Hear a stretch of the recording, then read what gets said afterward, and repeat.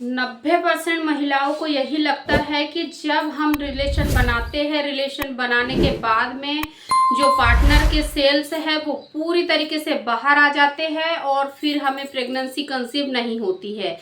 जैसे ही रिलेशन बना के होता है, सारा लिक्विड, सारा मटेरियल बाहर निकल आता है। शायद यही वजह है कि हमें सालों साल हो गए हैं रिलेशन बनाते हुए, लेकिन अभी तक हमें सफलता देखने को नहीं मिली है। अगर आप भी उन्हीं में से एक हो तो कमेंट में यस एंड नो जरूर लिखें।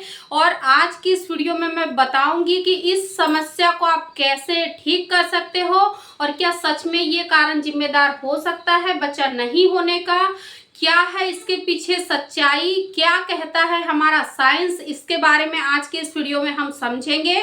इसलिए वीडियो को एंड तक जरूर देख लीजिएगा। मैं आप लोगों से हम्बल रिक्वेस्ट करती हूँ कि वीडियो को बिना स्किप करे देखिएगा, तो आपको सारी चीजें क्लियर हो पाएंगी। स्टेप बाय स्टेप मैं चीजें बताऊंगी कि क्या करना चाहिए, क्या नहीं करना चाहिए, कब करना चाहिए, कब नहीं करना चाहिए। चलिए आ जाइए, वीडियो में आगे बढ़ते हैं।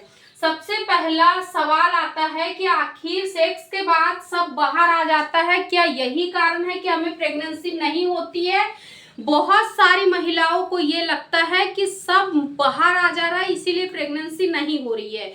आज मैं आप लोगों को बताऊंगी कि जो पुरुष पार्टनर के यानी कि जो टेस्टोस्टेरोन से जो लिक्विड निकलता है उसके अंदर क्या होता है। उसके अंदर दो चीज होती है। सबसे पहला होता है सीमन और सीमन के अंदर होता है स्पर्म। कई महिलाओं को लगता है कि सारा डिस्चार्ज बाहर आ जा रहा है, शायद इसीलिए प्रेगनेंसी नहीं हो रही है। मैं आपका यहाँ डाउट क्लियर कर देती हूँ कि जो बाहर आता है वो सीमन होता है, क्योंकि सीमन के अंदर ही स्पर्म होते हैं। जब आप रिलेशन बनाते हो तो पुरुष के तरफ से करोड़ों की संख्या में स्पर्म निकलते हैं और जो स्पर्म निकलता है वो तेजी से स्विम करते हुए आपकी फैलोपियन ट्यूब की ओर आगे बढ़ते हैं और जो अंदर नहीं जा पाता है वो होता है सीमन, क्योंकि सीमन के अंदर ही आपके पार्टनर के सेल्स जिंदा रहते हैं। जब तक कि वो उसके अंदर होते हैं वो सुरक्षित होते हैं, क्योंकि ये उनके लिए ऐसा एनवायरनमेंट बनाता है जिससे कि सीमन के अंदर आपके पार्टनर के सेल्स ज्यादा से ज्यादा समय तक लाइव रह सके। इसीलिए जो बाहर निकल के आता है वो केवल द्रव्य होता है, सीमन होता है, उसके अंदर प्रोटीन होता है, एंजाइम होता है। क्लियर? तो आज के बाद आपको घबराने की जरूरत नहीं है कि सब कुछ बाहर आ गया, शायद इसीलिए मुझे कंसीव नहीं हो रहा है। ठीक है, अब क्या करना चाहिए?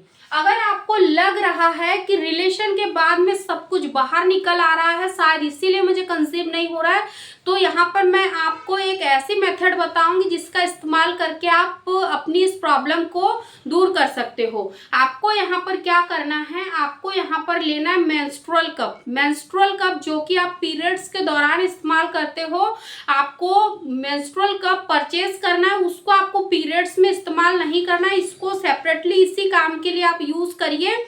आपको क्या करना है, मेंस्ट्रुअल कप को अच्छे से गर्म पानी में अच्छे से क्लीन कर लीजिए, वॉश कर लीजिए। उसके बाद में जब आप रिलेशन बनाते हो, रिलेशन बना के जैसा ही कंप्लीट हो जाता है उसके बाद में आपको मेंस्ट्रुअल कप को आपके प्राइवेट पार्ट में इंसर्ट कर लेना है। इसके बाद में अगर आप उठ के खड़े भी होते हैं, मूव भी करते हैं, घूमते भी हैं तो कोई प्रॉब्लम नहीं होगी, क्योंकि जो डिस्चार्ज है उसके अंदर काफी संख्या में, करोड़ों की संख्या में स्पर्म रिलीज होते हैं और उसमें से जो सबसे ज्यादा शक्तिशाली, सबसे ज्यादा ताकतवर जो स्पर्म होगा, क्योंकि स्पर्म के भी हेड और टेल होते हैं, जो बिल्कुल स्वस्थ होगा, जिनकी आकृति बिल्कुल अच्छी होंगी, वही आगे की ओर बढ़ेंगे और आपको प्रेगनेंसी आगे जाके कंसीव करवाएंगे। इसीलिए अगर कुछ भी बाहर आता है तो घबराना नहीं है।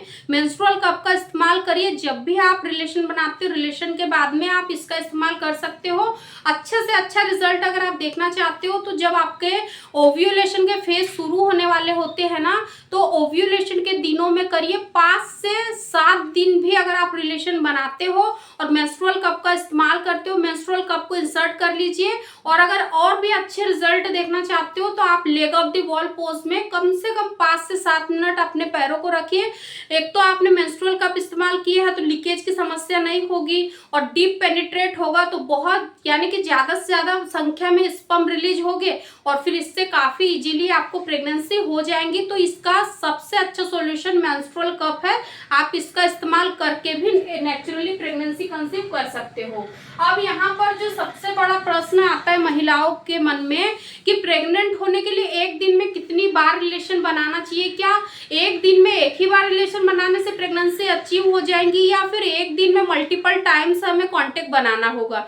तो देखिए, जैसा कि मैंने अभी आप लोगों को बताया कि मेल पार्टनर के साइड से करोड़ों की संख्या में स्पर्म रिलीज होते हैं। अगर आप एक दिन में एक बार रिलीज यानी कि रिलेशन बनाओगे तो ज़्यादा से ज़्यादा अमाउंट में यानी कि रिलीज होने के चांसेस रहेंगे स्पर्म के। लेकिन अगर आप ये सोच के रिलेशन बनाओगे कि मैं हर वक्त यानी कि दिन में 2 से 3 बार 4 बार 5 बार रिलेशन बनाएंगे तो इससे ज़्यादा से ज़्यादा संख्या में सेल्स रिलीज होंगे, तो ऐसा नहीं होता है। एक बार में जितने अमाउंट में रिलीज होना है उतने ही होंगे, क्योंकि दिन भर में 10 बार भी आप रिलेशन बनाओगे तो सेम क्वांटिटी सेम संख्या में स्पर्म या फिर वीर्य बाहर नहीं आएगा, है ना। इसीलिए एक दिन में एक बार ही रिलेशन बनाना सफिशिएंट है। एक बार भी रिलेशन बनाओगे तो भी प्रेगनेंसी कंसीव हो जाएंगे, बस गुड क्वालिटी के सेल्स होने चाहिए और ओव्यूलेशन का फेज होना चाहिए।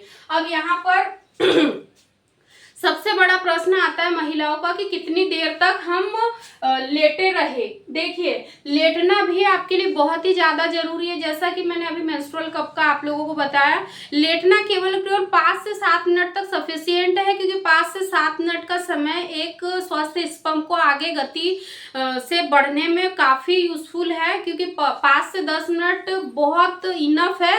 इससे ज़्यादा आपको नहीं लेटना है। दिन यानी कि पूरी रात पैरों को ऊपर करके, टांगों को ऊपर करके नहीं लेटना, केवल 5 से 7 मिनट बहुत है। और अब ये एक सवाल महिलाओं के मन में ये भी आएगा कि अगर हमें यूरिन पास करने जाना होगा तो मेंस्ट्रुअल कप को निकाल ले।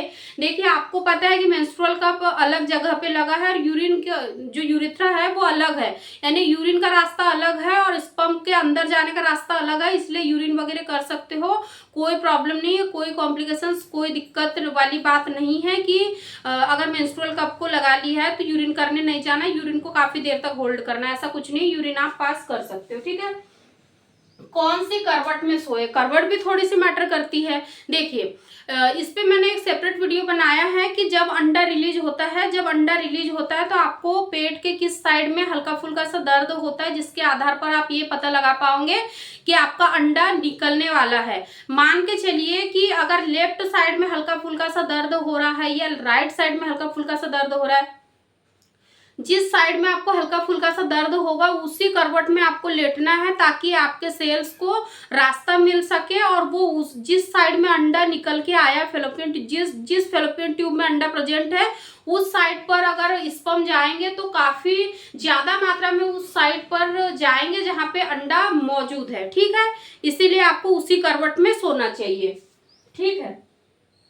अब यूरिन करने जाए या नहीं, तो अभी मैंने आप लोगों को बताया बिल्कुल जा सकते हो, कोई प्रॉब्लम नहीं, कोई दिक्कत वाली बात नहीं है कि यूरिन करने नहीं जाना है। बिल्कुल जाइए, रिलेशन बनाने के 5 से 10 मिनट बाद यूरिन पास करके आइए, कोई दिक्कत नहीं है।